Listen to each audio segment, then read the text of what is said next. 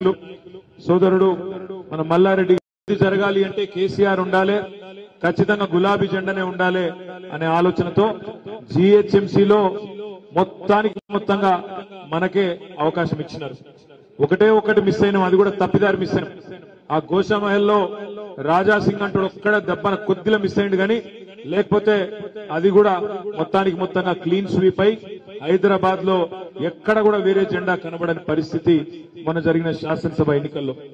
కానీ బయట జిల్లాల్లో కాంగ్రెస్ పార్టీ చెప్పిన మోసపు మాటలు, 420 హామీలు, 420 హామీలు ఏవైతున్నాయో, మీకు బస్సు ఫ్రీ, బంగారం ఫ్రీ, మీకు ఇది ఇస్తాం అది ఇస్తాం అని చెప్పి మొత్తం జిల్లాల్లో ఉండే అమాయకులైన కొంతమంది ఆడబిడ్డలను అన్నదమ్ములని ఆగం చేసి మోసం చేసి ఓట్లు వేయించుకొని గద్దెనెక్కినారు.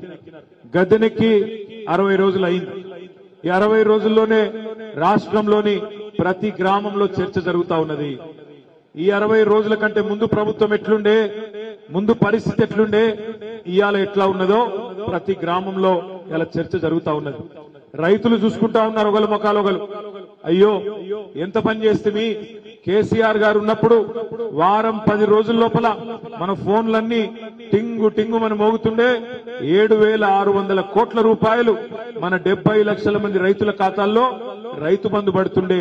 కానీ ఈ ప్రభుత్వం వచ్చినాక 60 రోజులైంది, 10,000 కాదు 15,000 ఇస్తామన్నారు.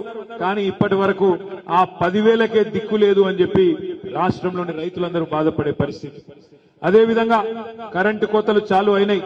మల్కాజ్గిరిలో కూడా చాలు అయినాయా? పోతుందా కరెంటు? పోతలేదా? పోతుందా?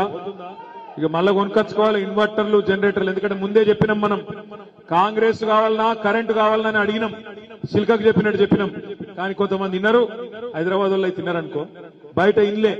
వినకపోతే ఏమైంది, ఇవాళ కరెంటు కూడా పోయే పరిస్థితి. గ్రామాలలో మళ్ళొక్కసారి ఇవాళ మోటార్లు కాలిపోవుడు, ట్రాన్స్ఫార్మర్లు వేలిపోవడం, ఎండాకాలం కూడా రాలే, ఆల్రెడీ కరెంటు కష్టాలు చాలు అయినాయి. ఇక ఫ్రీ బస్ అని పెట్టిండ్రు ఒకటి. ఇక ఫ్రీ బస్ ఏమైతుందో నాకంటే బాగా మీకే తెలుసు, మీరే చూస్తున్నారు. ఆ బస్సు డ్రైవర్ ఎక్కే అల్లకెళ్ళి ఎక్కుతున్నారు, ఆ డోర్లకెళ్ళి, ఆ కిటికీలకెళ్ళి దుక్కుతున్నారు లోపల పోయి సీట్ల కోసం. ఎన్నడూ చూడలే మనం జీవితంలో ఇట్లాంటి దృశ్యాలు. మా ఆడబిడ్డలు ఒకరినొకరు జుట్లు పట్టుకొని కొట్టుకుంటారు, అక్కడక్కడ చెప్పులతో కొట్టుకున్నారు. ఇంతకంటే దుర్మార్గమైన పరిస్థితి నేనైతే చూడలేదు.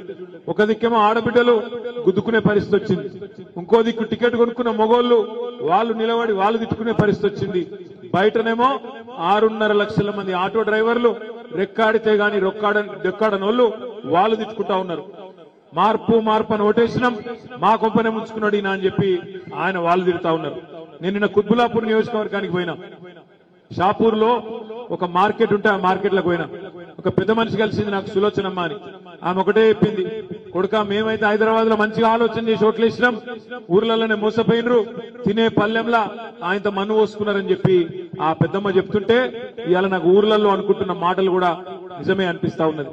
పెద్ద మాటలు చెప్పిండ్రు, మేము ఇది చేస్తాం అది చేస్తాం, కేసీఆర్ 10,000 ఇస్తే మేము 15,000 ఇస్తాం, కేసీఆర్ 2,000 పెన్షన్ ఇస్తే మేము 4,000 ఇస్తాం, ఆడబిడ్డలందరికీ నెలకు ప్రతి ఒక్క మహిళకు 2,500 ఇస్తాం అని చెప్పి నోటికొచ్చిన మాటలు చెప్పి మొన్న సెక్రటేరియట్ పోయి ముఖ్యమంత్రి గారు మాట్లాడుతున్నాడు. ఎంత సిగ్గుచేటు ఒకసారి ఆలోచన చేయండి. ఆయన అంటాడు అక్కడ పోయి, మేమేదో ఇక్కడ లంకె బిందెలు ఉన్నాయనుకొని వచ్చినాం, ఇక్కడ లంకె బిందెలు లేవు, ఖాళీ కుండలు ఉన్నాయంటున్నాడు. మరి ఆయన ఇదివరకు ఏం చేస్తున్నారో నాకైతే తెలియదు. లంకె బిందెల కోసం ఎవరు తిరుగుతారు? గడ్డపారలు పట్టుకొని, తటపారలు పట్టుకొని, నెత్తి మీదకి వెళ్ళి తువ్వాల కప్పుకొని అర్ధరాత్రి దొంగలు తిరుగుతారు లంక బిందెల కోసం. ఏడ తిరుగుతారు? పాడుబడ్డ కోటలల్లా, పాడుబడ్డ దేవాలయాలల్లా, పాడుబడ్డ గడిలల్లా అర్ధరాత్రి దొంగలు వలె తిరుగుతారు. మరి ఈయన ఇదివరకు ఏం చేస్తున్నారో నాకైతే తెలియదు. పాత అలవాట్లు పోతలేనట్టున్నాయి. ఇంకా లంక బిందెలు ఉన్నాయనుకొని వచ్చిన ఖాళీ కుండలున్నాయి. అయ్యా రేవంత్ రెడ్డి గారు, సెక్రటేరియట్ లో లంకె బిందెలు ఉన్నాయి, సెక్రటేరియట్ లో కంప్యూటర్లు ఉంటాయి, సెక్రటేరియట్ లో పనిచేసే ఉద్యోగులు ఉంటారు, వాళ్ళతో చేయించుకునే తెలివి ఉంటే పని చేస్తారు, ప్రజలకు సేవ చేస్తారు. నేను తవ్వకపోయేందుకు వచ్చినా, దుబ్బుకు తినేందుకు వచ్చినా, ఇవాళ నేను అనుకోకుండా ఇక్కడ వచ్చి పడ్డా, కాంతే గారెల బుట్టలు వచ్చి పడ్డా అన్నట్టు నువ్వు డైలాగులు కొడితే 100 రోజులు ఓపికగా చూస్తాం. నువ్వే అన్నావు, మేమనలే. డిసెంబర్ 9 నాడు 2 లక్షల రుణమాఫీ నరికింది నువ్వే, మేమనలే. అదే విధంగా ఏం చెప్పినావు నువ్వు? అమ్మా ఆడబిడ్డలందరికీ నేను విజ్ఞప్తి చేస్తున్నా, డిసెంబర్ బిల్లు కట్టకుండ్రి, జనవరి బిల్లు కట్టకుండ్రి, సోనియా గాంధీ కడతాదని నువ్వే చెప్పినావు, మేం చెప్పలే. అందరు చూస్తున్నారు ఇవాళ ఆడబిడ్డలు, 1,57,00,000 మంది ఆడబిడ్డలు ఎదురు చూస్తున్నారు. ఏమని? 18 ఏళ్లు నిండిన ఆడబిడ్డలు రాష్ట్రంలో మొన్న ఓట్లేసిన వాళ్ళు 1,57,00,000 మంది అందరూ కళ్ళల్లో ఒత్తులేసుకొని చూస్తున్నారు. ఎప్పుడు స్టార్ట్ అవుతుంది నెలకు 2,500 ఇచ్చే కార్యక్రమం మహాలక్ష్మి అని ఎదురు చూస్తా ఉన్నారు. ఇంటింటికి 200 యూనిట్లు ఫ్రీ అన్నావు, మళ్ళీ అందులో కూడా కటింగులు పెడతా అంటే ఊకునేందుకు ప్రజలు సిద్ధంగా లేరు. రైతులు ఎదురు చూస్తున్నారు 2 లక్షల రుణమాఫీ ఎప్పుడైతుందని. మేము కూడా 100 రోజులు ఓపికగా ఉంటాం. మార్చి 17 నాడు 100 రోజులు నిండుతాయి. మార్చి 17 తర్వాత 100 రోజుల్లో నువ్వు ఇచ్చిన 420 హామీలు నిలబెట్టుకోకపోతే కాంగ్రెస్ పార్టీకి బొంద దవ్వుడు స్టార్ట్ చేస్తాం. తప్పకుండా బొందలోనే